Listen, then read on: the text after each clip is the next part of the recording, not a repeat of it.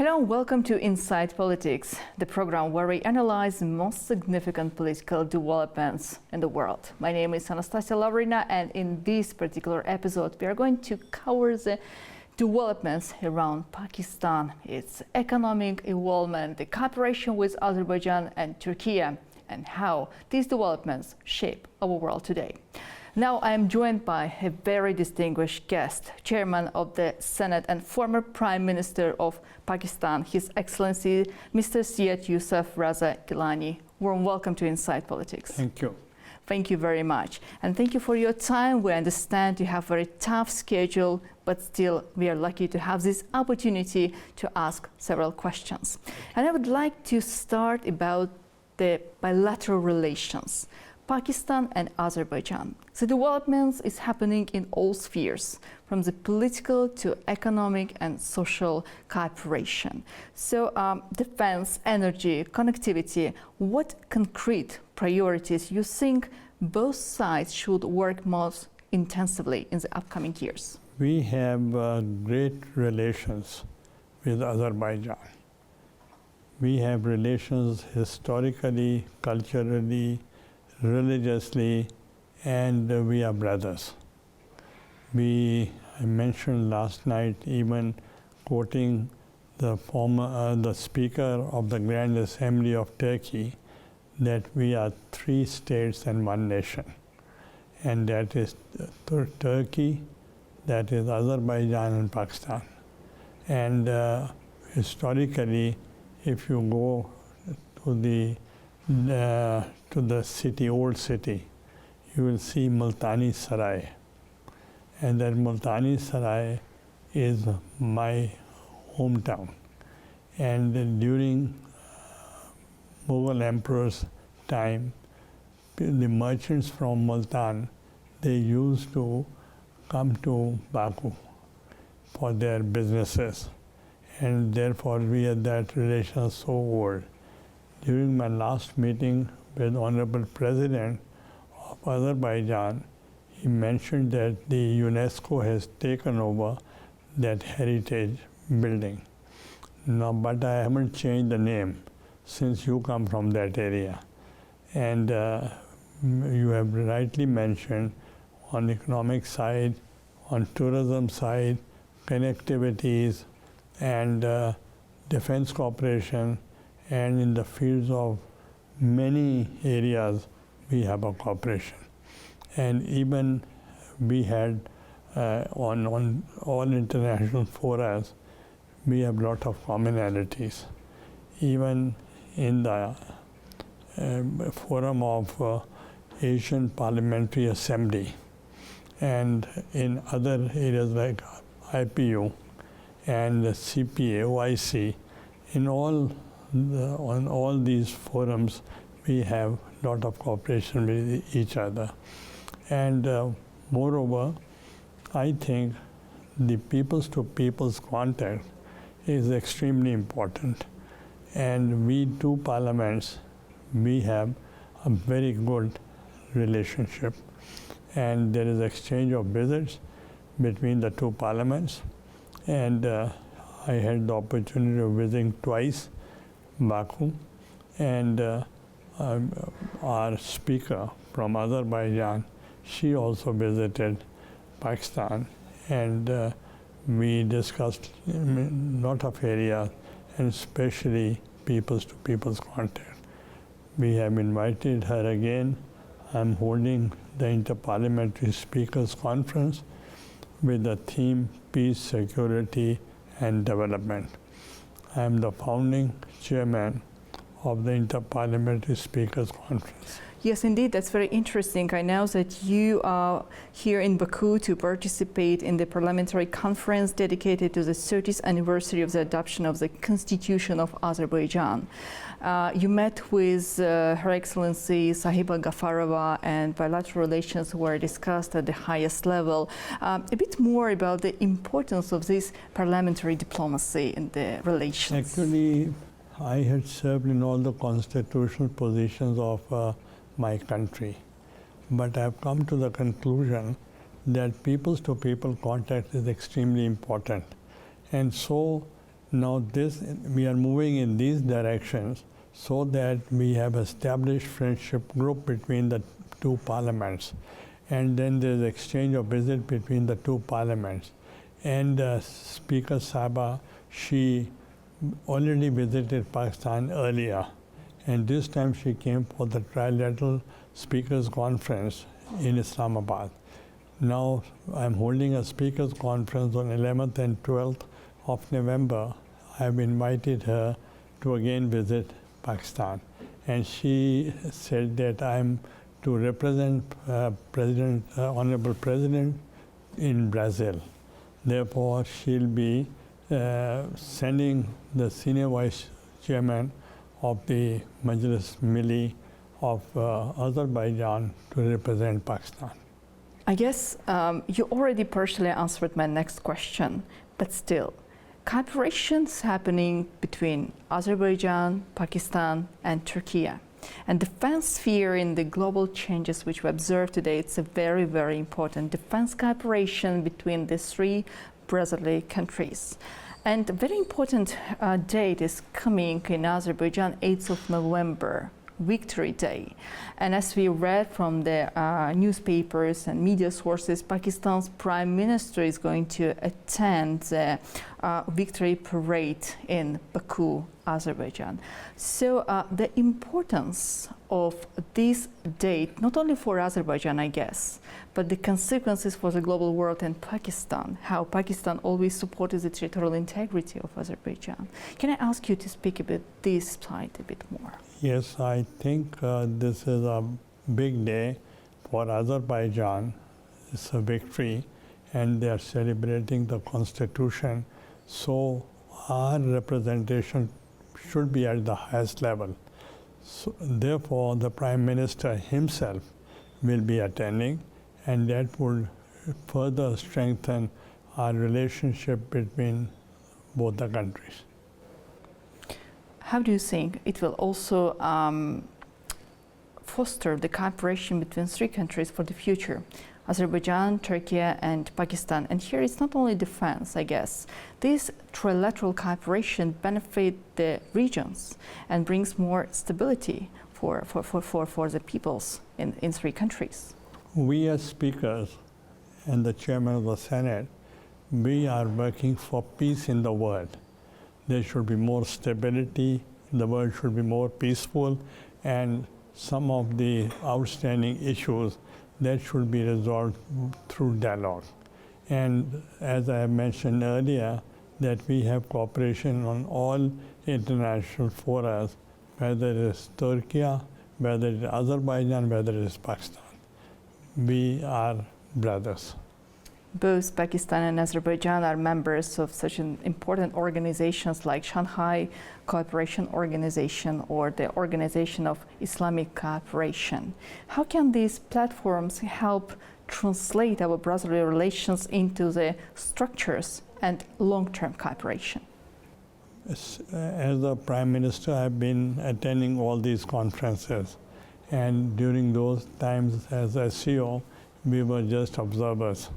And naturally, when we had interactions with other world leaders, then we helped each other of getting closer to each other.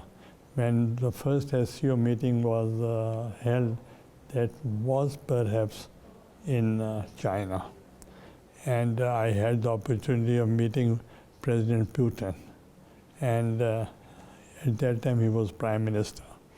And we discussed on the SCO issues as well. And I think that played a very important role, the regional cooperation and even the Islamic OIC forum.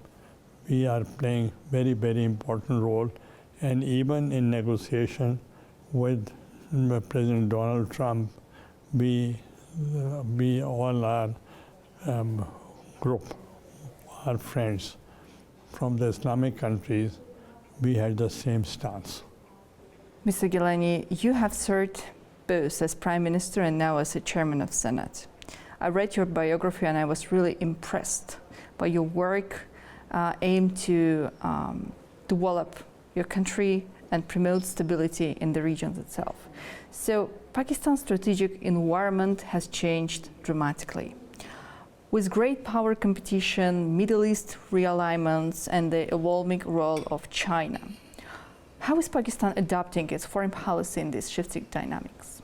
Pakistan strategically is a very important place, and our neighbors are Iran, Afghanistan, China, India, and the Central Asian republics. Therefore, we are focused. The world is seeing, and we have some issues on the eastern border and the western border. You must have noticed that when we had recently war with India, we showed a lot of restraint, and we acted as a responsible nuclear power, and we persuaded all our friends, whether in Europe, in America, in Russia, or in many parts of the world, we convinced them that we want peace, we want dialogue. And we offered them that to India that any neutral, independent inquiry, you should hold inquiry, and we are ready to help you. We are ready to assist you. But they didn't listen to us. And after the attack in Pahalgam, only in one day, in only few hours, they said it is Pakistan. Though Prime Minister Modi was out of country, and they said it is Pakistan. We said, okay, you just hold an inquiry, so we should cooperate with you. But their stance was not accepted by the world, and our narrative was accepted, that we were not the aggressor, but we had the right of self-defense, then we had to defend ourselves. And I'm so happy that even more than Pakistan, the celebration was in Azerbaijan. And they were so close to each other, they really celebrated. And even in Azerbaijan, for all what was going on in Armenia, and we were with Azerbaijan, and I compliment the able leadership of Azerbaijan, the Honorable President.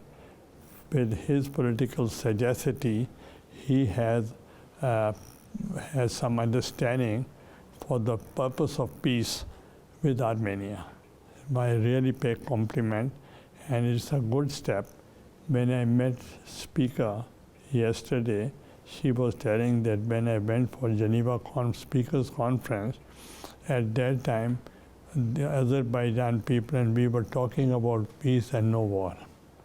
That's a good achievement, and that is the diplomacy which the speakers can do. Indeed. Now there is a real possibility to see more integration in the region of the South Caucasus, unblockage of the linkages, building of new transport links between Azerbaijan and Armenia, especially since the signing of the document on 8th of August with the participation of the American leader Donald Trump. I mean, the meeting between the Prime Minister of Armenia and President of Azerbaijan in Washington. Do you think that for Pakistan it also opens a new chapter of perspectives in the South Caucasus? Because prior this agreement, definitely we are brothers. And Turkey, Azerbaijan, and Pakistan. And if you are having good terms with your neighbors, we will be the first to appreciate. That would strengthen our relationship.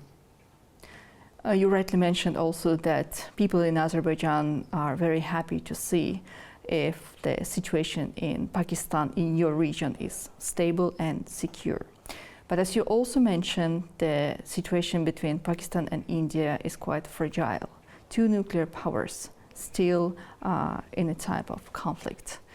Do you believe that there is still a possibility for peaceful resolution of the situation around Kashmir to make sure the situation is being developed That's smoothly? the unfinished agenda of the United Nations.